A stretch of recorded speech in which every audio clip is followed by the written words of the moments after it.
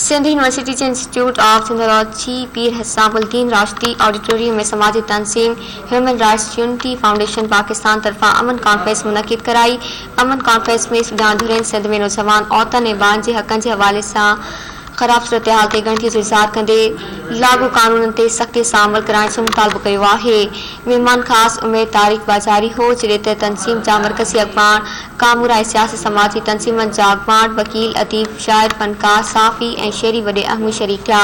मुक़ररनि मुतालबो कयो त औरतुनि ऐं ॿारनि संग चिटी कारोकारी ऐं जिनसी ॾाढाई जे वाक़िअनि खे रोकण लाइ हुकूमत पंहिंजो किरदारु अदा करे। कॉन्फ्रेंस जे मेहमान ख़ासि अमी तारिक बाज़ारी ख़िताब कंदे चयो आहे त सिर्फ़ सिंध पर पूरे मुल्क में अमन जी बहाली लाइ ख़्वाहिशमंद आहियूं, जंहिं लाइ असांजा साथी भरपूर नमूने कमु करे रहिया आहिनि, पर इन लाइ ज़रूरी आहे त इंसानियत जो जज़्बो दिलि में हुजणु घुरिजे, छो त जिन जे दिलि में इंसानियत ऐं इल्मु आहे उन्हनि क़ौमनि ऐं मुल्कनि तरक़ी कई आहे।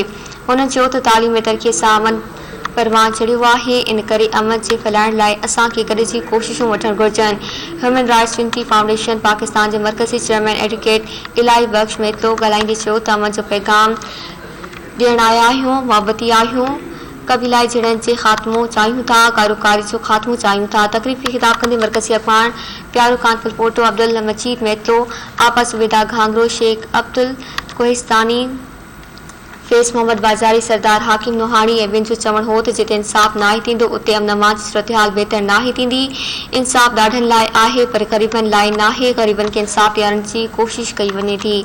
उन मौक़े ते मुज़फ़र शेख, इम्तियाज़ खोकर, हबीबुल्ला आमिरो, दानिश मंसूर, दीदा छजड़ो, अज़ीमा ख़ासखेली, एडवोकेट आबिद मला, एडवोकेट ताहिर नारेचो, फरीद भुट्टो, समीना आराई, परवीन तारिक ऐं ॿिया पिणु मौजूदु हुआ। तक़रीब जी इब्तिदाई ते अमन लाइ पाण पतोड़ींदड़ सियासी समाजी तंज़ीमनि जे अॻवाननि ऐं सहाफ़ियुनि खे शील्डूं ऐं मेहनता सर्टिफिकेट ॾिना विया।